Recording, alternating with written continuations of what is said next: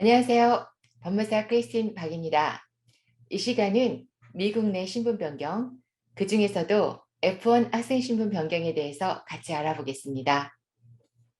자, 그러면 F1 변경 시 유의할 점을 먼저 알아볼까요? 미국 내에서 학생 신분으로 변경한 학생들은 미국 내에서 학업을 계속할 경우에는 합법적으로 미국 내에서 체류가 가능하세요. 하지만 외국의 자유왕래를 원하신다면 본국 대사관 인터뷰를 통해서 접수하셔야 됩니다.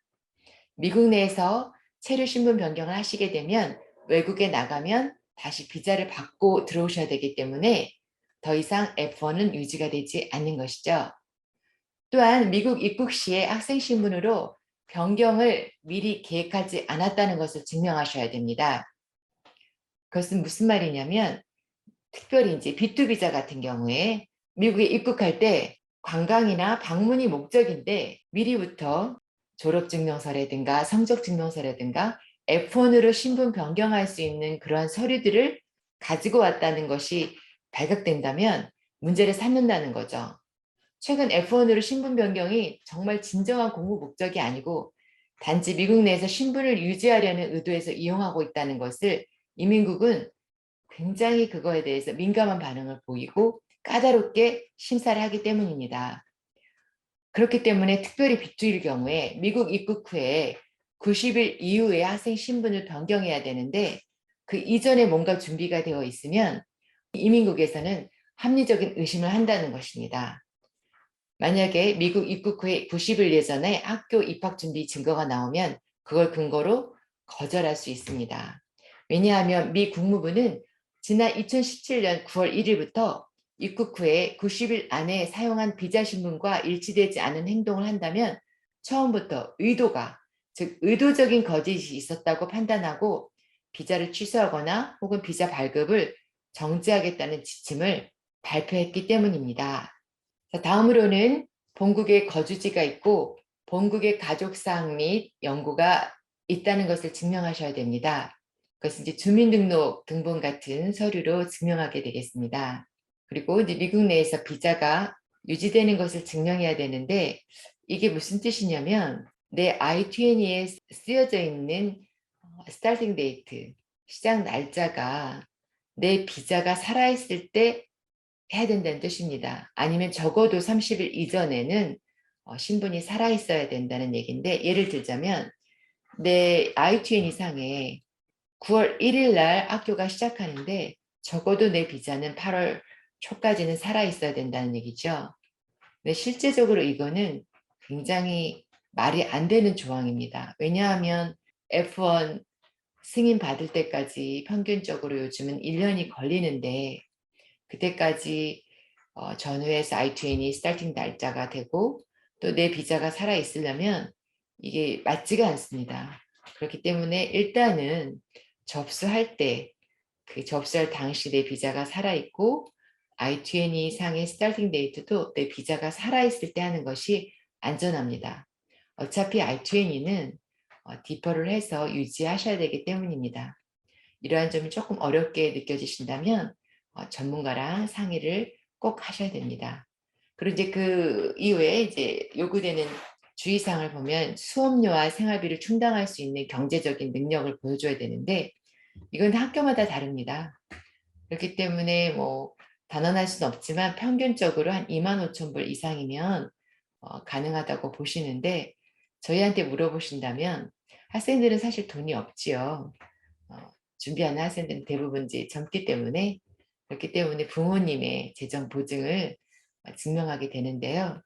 많을수록 좋습니다. 한국 뭐 원화로 따진다면 몇 천만 원에서 몇 억 다 좋은 조건이 되겠습니다. 그리고 이제 공부를 마친 뒤에 본국으로 들어가서 어, 내가 지금 미국에서 공부했던 것들이 유용하게 활용될 수 있다는 것을 구체적으로 이제 증명을 하셔야 되는데 실제로 ESL 같은 경우에 이제 학교로 들어가게 되다 보면 추가 수료 요청 같은 것이 나오게 되는데 너 제2원으로 왔을 때 이미 영어는 어느 정도 한다며 그런 조건을 썼었는데 지금에 와서 미국에서 영어 공부 더 하겠다고? 목적이 뭔데? 의도가 뭔데? 이런 추가 수료 서류가 나옵니다. 실제적으로. 그럼 여기에 대해서 좀 증명하셔야 되는데 이것 또한 그리고 또 이제 한 가지 예를 들자면 신학대학을 간다면 너 한국에 신학대학 많잖아. 무지하게 많잖아. 근데 왜 미국에서 신학 공부해야 되는데? 요런 것들에 대해서도 추가 서류 요청이 올 수 있습니다. 마찬가지로 이러한 합리적인 어떤 그 사유를 전문가들하고 또 도움을 받으면서 진행하시기를 바랍니다. 자, 그러면 이제 준비 서류 알아봐야 되죠? 어, 여권, 뭐 당연히 필요하겠죠. 그리고 미국 입국할 때 I-94, 그리고 비자, 이제 학교에서 발행하는 I-20, 그리고 또 서비스국에 삐를 냈던 리시트, 영수증 필요합니다. 그리고 이제 개인적으로 최종 학교 성적 증명서, 그리고 졸업 증명서 필요하고요. 출생 증명서를 요구하는 경우가 있기 때문에 출생 증명을 할 수 있는 기본 증명서하고 가족 관계 증명서, 그리고 또 이제 본국으로 거주지 증명을 위해서 주민등록 등본, 영한 동본으로 한국에서 발급받으실 수 있고요. 입국하실 때 발급받아 온 게 있으시다면 그걸 뭐 사용하셔도 됩니다. 그리고 이제 학업을 위해서 은행 잔고 증명서 재정 증명하는 거죠. 아까 설명해 드린 대로 25,000불 정도 이상이면 좋겠습니다.